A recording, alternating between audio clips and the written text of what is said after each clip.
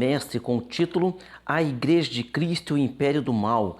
Como conviver neste mundo dominado pelo espírito da Babilônia, porque a própria Bíblia ela é clara em dizer, ela diz assim que o mundo jaz no maligno. E nossa primeira lição está com o título A Igreja diante do espírito da Babilônia, texto áureo, e na sua testa estava escrito o nome, mistério, a grande Babilônia, a mãe das prostituições e abominações da terra. Está registrado em Apocalipse, capítulo 17, versículo 5, verdade prática. A igreja deve resistir ao espírito da Babilônia presente no cenário atual. Isso deve ser feito por meio do compromisso inegociável com a autoridade da palavra de Deus. Então essas lições são de suma importância para nós. Nesses dias nós estamos vivendo os últimos dias da igreja na face da terra e nós estamos vendo tanto, um acúmulo, o aumento do pecado. A Bíblia diz assim que por se multiplicar o pecado, o amor de muitos se esfriará. Então você pode ver como que isso está tão nítido nos nossos dias. Leitura bíblica em classe se encontra em Apocalipse capítulo 17, do versículo 1 ao versículo número 6. A introdução está dizendo: o Apocalipse é a revelação de Jesus Cristo, cujo propósito é mostrar as coisas que brevemente devem acontecer.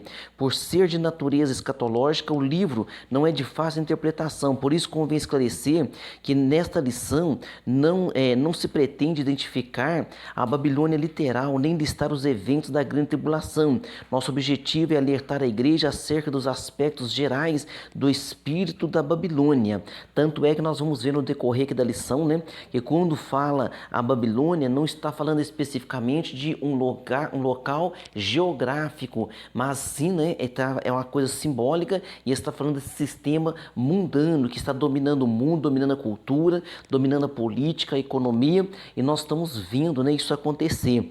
Na parte primeira aqui, a Babilônia e seus significados. No item 1, a grande prostituta.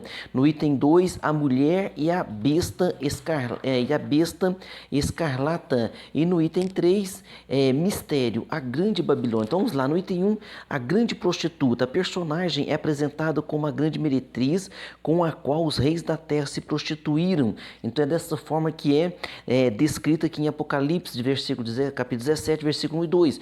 No texto bíblico destacam-se três termos gregos. Esses três termos são porné, que significa prostituta. Outro termo é porneo, que significa prostituir-se. E o terceiro termo aqui é porneia, que significa prostituição. Então todos esses termos têm a ver com prostituição, tem a ver com pornografia. Na mensagem dos profetas do Antigo Testamento, essas expressões sempre apontavam para idolatria, ou seja, prostituição espiritual. Por quê? Porque o povo de Israel do Antigo Testamento, ele é o povo de Deus, e quando ele se distanciava de Deus, quando eles buscavam auxílio em deuses estranhos, com letra minúscula, nos deuses das nações a qual estavam ali ao redor, então Deus dizia então que aquele povo estava adulterando, ou seja, se prostituindo. Aquele povo estava deixando o Deus verdadeiro para buscar idolatria, para buscar imagem de escultura, e isso aconteceu muitas vezes. Então esse termo vem nesse sentido, viu? Prostituição espiritual. Assim, a prostituta é identificada como uma das facetas da imoralidade do falso sistema religioso, representado pelo espírito da Babilônia. No item 2, a mulher e a besta escarlata. Então a mulher está sentada sobre esta besta. A mulher montada sobre a besta é a descrição da grande prostituta. Ela se veste de púrpura e de escarlata, diz ali no versículo, o que significa reinado e luxúria. Então nós estamos vendo que o significado é esse, reinado e luxúria. Ela também se adorna com ouro, pedras preciosas e pérolas, que simboliza e que significa aqui, o materialismo e o poder econômico. Então o que hoje as pessoas dão ênfase?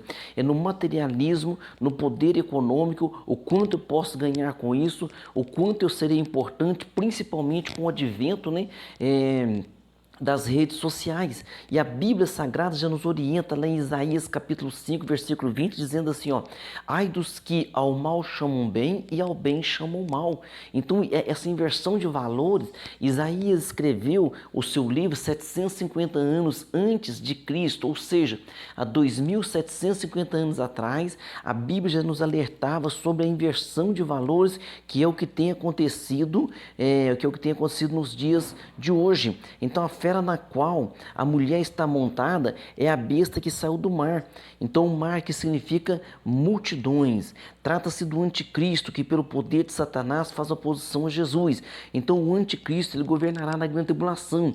Mas só que o sistema, né? O sistema mundano, já atua sobre o mundo. E isso não é desde agora tem aumentado, mas desde a época de João. João escreveu o Apocalipse, João escreveu o Evangelho, escreveu suas cartas. Numa das suas cartas já dizia o seguinte, que muitos já se fazem anticristos, ou seja, muitos já estavam, desde a época, há 2000 anos atrás, já estavam trabalhando contra o Cristo.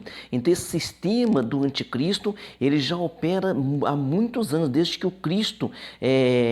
Cristo estabeleceu aqui na terra o seu sacrifício em favor de nós, em favor da humanidade para a salvação. Satanás tem trabalhado ardentemente contra isso, né?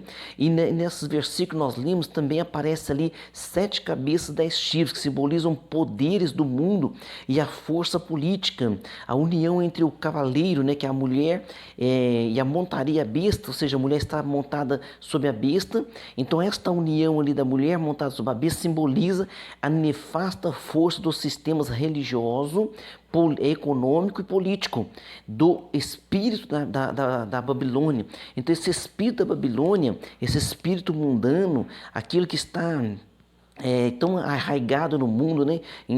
Na cultura, em todos os aspectos que você vê ali sequer inversão de valores.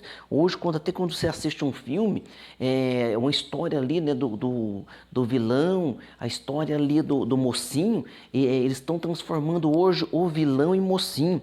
Por quê? Porque isso faz tempo que esse sistema está atuando desta forma. No item 3 aqui, ó, mistério, a grande Babilônia.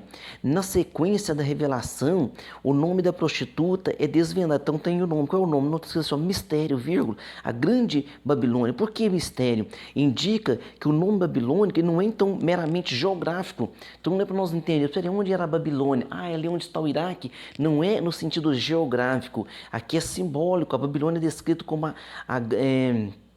grande porque é poderosa e de vasto alcance, ou seja, já está esparramado para o mundo todo, da mesma forma que uma rede social, a internet, né, alcança o mundo todo. Esse sistema mundano, ele já tem alcançado o mundo todo, viu? Então, Babilônia é descrito como grande porque é poderosa e tem um vasto alcance, refere-se à mãe das prostituições, abominações da terra. Ela é a mentora de toda rebelião contra Deus. Então aqui, ó, é um trabalhar contra Deus. Não se trata apenas de uma cultura sem Deus, mas de uma cultura contra Deus. Então, o sistema mundano hoje não é que a cultura, ela quer afastar as pessoas de Deus. Não, Satanás, ele não está satisfeito em afastar alguém de Deus. Ele quer que a pessoa se volte contra Deus. Por isso que uma grande preocupação é quando a pessoa se afasta de Deus. Ele está afastado, está desviado, ele pode voltar aos caminhos do Senhor. Mas se ele não vigiar e Satanás endurecer demais o seu coração, ele pode ter a mente cauterizada e chegar a um ponto da apostasia. E o apostatado, então, não tem mais chance de salvação, porque ele se rebela contra Deus, abertamente contra Deus, e trabalha contra as coisas de Deus. Esse era aquele que estava um dia na igreja. Então, vigiemos. Parte 2, o espírito da Babilônia. No item 1, no sistema religioso, o espírito da Babilônia faz com que as pessoas sejam seduzidas pela prostituição espiritual. Nesse sentido, o culto ao ego torna o ser humano amante de si mesmo, do dinheiro e dos deleites. Então o culto ao ego, ele tem sido fortalecido pelas redes sociais. Hoje a pessoa ainda tem depressão quando ele coloca ali uma foto e ela não tem muitas curtidas. Olha o cuidado que nós precisamos ter. Então com o argumento de liberdade, estimula-se a devassidão por meio do afrouxamento moral. Olha o que nós temos aqui. Nós temos 4 coisas perigosíssimo. Primeiro, o ecumenismo doutrinário provoca a erosão da fé bíblica. Nós temos o relativismo, que rejeita a doutrina dos apóstolos da autoridade bíblica. E nós temos o humanismo, que reinterpreta e ressignifica os mandamentos divinos. E por fim, nós temos o sincretismo, que é a mistura do sagrado com o profano. Olha como precisamos ter essa vigilância. Assim, tudo passa a ser permitido e a verdade é desconstruída. Então, muito cuidado com o ecumenismo. Toda religião é boa, toda religião leva a Deus. Não é. Por quê? Porque se alguém crê que na Santíssima Trindade, que o nosso Deus Pai, Deus Filho, Deus Espírito Santo, Santíssima Trindade, né, criou os céus e a terra e é o único Deus eternamente subsistente em 3 pessoas, e vem uma outra religião e diz assim, não, o Pai é um Deus maior, Jesus é um Deus menor com letra minúscula, então não tem como todas levarem ao Pai ou levarem a Deus, ou levarem a salvação. Por quê? São completamente diferentes as doutrinas. Então temos que tomar esse cuidado, viu? O relativismo, né? Não, naquela época era pecado, mas agora não é pecado. O humanismo, que reinterpreta, ressignifica os mandamentos bíblicos, sincretismo religioso, né? Essa mistura do religioso com o profano. Então que Deus tenha compaixão e misericórdia. Vamos vigiar no item 2, no sistema político-cultural. Então vamos ver o espírito da Babilônia no sistema político-cultural. O espírito da Babilônia exerce forte influência na política e na cultura. Pautas progressistas de inversão de valores são impostas em afronta à cultura cristã. Então, quais são essas pautas? A apologia ao aborto, ideologia de gênero, legalização das drogas e da prostituição. Então, essas coisas vão trazer o quê? Vão trazer prejuízo a toda a sociedade. Então nós temos que tomar cuidado. Tem-se liberdade, pode-se fazer o que bem entender, mas a liberdade de alguém não pode ultrapassar a liberdade do outro alguém. Então nós precisamos ter o quê? Liberdade de pensamento, liberdade de opinião, e não a ditadura do pensamento, né? Se você não pensar igual eu, então você é um fundamentalista. Se você falar que tal coisa é pecado, você é um fundamentalista. Não é dessa forma. Precisamos tomar esse cuidado. Então, há censura contra quem defende os valores bíblicos, tá? E a Bíblia já nos alertava contra isso há 2000 anos atrás. A grande mídia, as artes, a literatura, a educação promove o doutrinamento contrário à fé cristã, coagida pelo politicamente correto. A sociedade assimila e defende a nova cultura. Então nós temos que tomar cuidado com essa nova cultura que tem se estabelecido, né, e que tem se levantado contra a fé cristã. A palavra de Deus então diz: e até pelos pais, irmãos e parentes e amigos sereis entregues, e matarão alguns de vós, e todos sereis odiados por causa do meu nome. Então hoje as pessoas...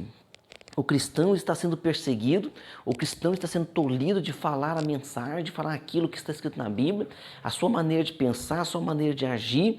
Então nós temos que tomar esse cuidado, porque isso já está acontecendo. E precisamos o quê? Orar, vigiar e sermos diferentes daquelas 5 virgens que eram loucas, que estavam ali, eram crentes, estavam de maneira correta, mas não tinham azeite. Então nós precisamos não apenas ser crentes, né, de estar na igreja, mas nós precisamos ser crentes de verdade, estarmos preparados, porque o grande dia do Senhor, o dia do arrebatamento, está próximo. No item 3, no sistema econômico, o livro de Apocalipse registra o enriquecimento dos mercadores por meio da exploração, da luxúria e da licenciosidade do espírito da Babilônia. Ele mostra como o comércio e o governo subornam os cidadãos por avareza, dinheiro e poder. As pessoas são motivadas a levar vantagem financeira, ilícita e moral em prejuízo do próximo. Então isso está acontecendo, né, já há muitos anos e parece que hoje, né, ser honesto parece que virou um motivo até de chacota, mas não, nós precisamos manter o nosso posicionamento bíblico, precisamos manter, né, a nossa integridade diante da palavra do Senhor para que nós possamos alcançar a sua bênção. Nesse sentido, o materialismo, os deleites, a autossuficiência conduzem o ser humano a confiar no dinheiro, e a palavra do Senhor é bem clara em dizer: o amor ao dinheiro é a raiz de todos os males. Parte 3 e última, a posição da igreja diante do espírito da Babilônia. No item 1, não negociar a ortodoxia bíblica. Então, o que é ortodoxia? Então, vem do grego ortos, que significa correto, e da expressão doxa, do verbo doxio, que com o sentido de crer. Então a junção dos dois aqui, né, essa junção de correto com crer, significa crença correta. E essa crença correta, a ortodoxia cristã, ela tem a Bíblia Sagrada como a suprema e inquestionável árbitra em matéria de fé e prática. Hoje estão trabalhando contra a Bíblia Sagrada, estão tentando ressignificar a Bíblia, né? Não, tem algumas coisas na Bíblia que são machistas, tem alguma coisa que é isso. Não, a Bíblia não é machista, a Bíblia não a Bíblia, ela não é contraditória, a Bíblia ela é clara, ela é cristalina. Tanto a Bíblia não é machista que quando ela fala para a mulher, né, ser submissa ao homem, ela dá uma tarefa para o homem muito mais difícil. Ela diz que o homem tem que amar a sua mulher assim como Cristo amou a igreja. Veja bem, se uma mulher tem um marido que ama ela como Cristo amou a igreja, esta mulher certamente ela vai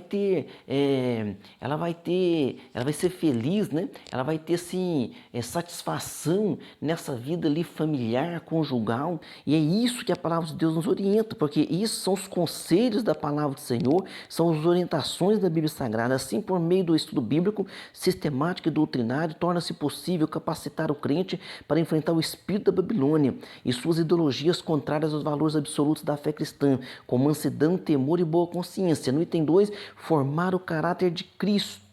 O caráter cristão refere-se à nova vida, modo de pensar e agir daqueles que pertencem a Cristo. Nesse aspecto, torna-se necessário enfatizar que o fruto do Espírito que desenvolve o caráter do salvo. Então, o fruto do Espírito é que desenvolve o caráter do salvo. O fruto do Espírito ele tem ali os seus aspectos, é como se fosse uma mexerica, né? Uma laranja com os seus vários gomos, e às vezes você abre de uma laranja, uma mexerica, e você vê que tem um gomo ali que parece que não desenvolveu, né? Ficou mirrado ali dentro. Então, assim é a nossa vida, tem alguns aspectos ali do fruto do Espírito, que o fruto é um só, mas tem os seus aspectos que ainda não se desenvolveu sobre a nossa vida, e nós precisamos o quê? Expandir, precisamos amadurecer, precisamos colocar em prática a palavra do Senhor. A falha na formação moral do caráter produz pseudos cristãos escravizados pela carne, quer dizer, não consegue vencer o pecado, mas isso não é com a tua força, é com a força que vem de Deus. É Ele que produz, que faz com que o fruto do Espírito seja evidente sobre a nossa vida, é Ele que nos dá força. No item 3 aqui, da parte 3, aguardar a volta de Cristo, a dispensação da graça, que nós estamos vivendo a dispensação da graça, né? A dispensação do Espírito Santo, que iniciou-se na descida do Espírito Santo no dia da festividade de Pentecostes, ali em Jerusalém. Então nós cremos que esta dispensação, ela termina com o arrebatamento da igreja, antes da grande tribulação. Então já a igreja será tirada e a terra passará por um período de 7 anos de grande tribulação. Esse é o nosso entendimento. Acerca dos sinais que precedem a volta de Cristo, destacamos alguns sinais. Primeiro, apostasia, a inversão de valores, perseguição, guerras, fomes, peste, terremotos, tudo isso nós já temos vivenciado. Diante desses eventos, o cristão é exortado a não viver despercebido, mas esperar o seu Senhor em oração e vigilância. Assim requer-se do salvo, enquanto aguarda a bendita esperança, a renúncia, aguardar o quê? A renúncia à impiedade, renunciar à impiedade, renunciar às paixões mundanas e a viver nesse presente século uma vida de autodomínio, integridade e santidade. É isso que Deus quer de cada um de nós. Conclusão, Vivemos um período em que o espírito da Babilônia exerce forte influência na sociedade global.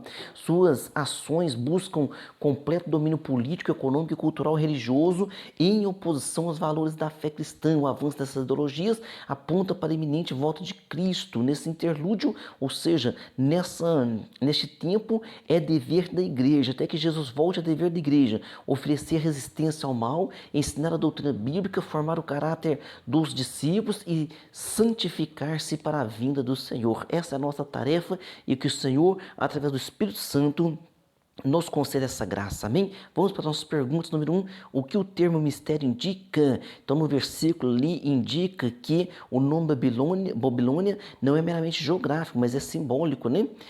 Pergunta 2, o que é o espírito da Babilônia? É um sistema global, deliberadamente anticristão, contra Deus. Pergunta 3, cite pelo menos duas características que atestam o espírito da Babilônia no sistema religioso. Então, nós falamos sobre do ecumenismo doutrinário, nós falamos sobre o relativismo, nós falamos sobre o humanismo e falamos sobre o sincretismo, tá? Então nós falamos sobre tudo isso. Pergunta 4, cite pelo menos duas características que atestam o espírito da Babilônia no sistema político cultural. Então nós temos o patrulhamento ideológico, nós temos o politicamente correto, né?